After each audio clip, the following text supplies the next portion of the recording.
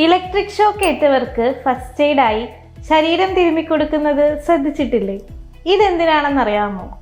ചലിച്ചുകൊണ്ടിരിക്കുന്ന ഒരു ദ്രാവകത്തിൻ്റെ വ്യത്യസ്ത ലെയറുകൾക്കിടയിൽ അവയുടെ റിലേറ്റീവ് മോഷനെ പ്രതിരോധിക്കത്തക്കവണ്ണം പാരലലായി ഒരു ഫ്രിക്ഷണൽ ഫോഴ്സ് അനുഭവപ്പെടുന്നുണ്ട്. ഈ ഫോഴ്സ് വിസ്കസ് ഫോഴ്സ് എന്നാണ് അറിയപ്പെടുന്നത്. ഇത്തരത്തിൽ വ്യത്യസ്ത ലെയറുകൾക്കിടയിലെ ആപേക്ഷിക ചലനത്തെ പ്രതിരോധിക്കാനുള്ള ദ്രാവകത്തിൻ്റെ സവിശേഷ സ്വഭാവത്തെ വിസ്കോസിറ്റി എന്ന് വിളിക്കുന്നു. വിസ്കോസിറ്റിയെ സ്വാധീനിക്കുന്ന പ്രധാനപ്പെട്ട ഘടകമാണ് ടെമ്പറേച്ചർ. ടെമ്പറേച്ചർ കൂടുമ്പോൾ വിസ്കോസിറ്റി കുറയുകയും ടെമ്പറേച്ചർ കുറയുമ്പോൾ വിസ്കോസിറ്റി കൂടുകയും ചെയ്യുന്നു.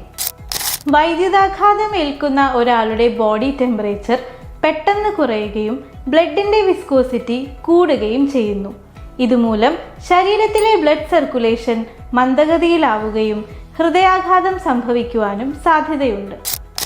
ഇത്തരം സന്ദർഭങ്ങളിൽ ശരീരം തിരുമ്മി ചൂട് പിടിപ്പിക്കുമ്പോൾ ബ്ലഡിൻ്റെ ലെയറുകൾക്കിടയിലെ വിസ്കസ് ഫോഴ്സ് കുറയുകയും ബ്ലഡ് സർക്കുലേഷൻ സാധാരണ നിലയിലാവുകയും ചെയ്യുന്നു. ഇത് അപകടനില തരണം ചെയ്യാൻ നമ്മളെ സഹായിക്കുന്നു.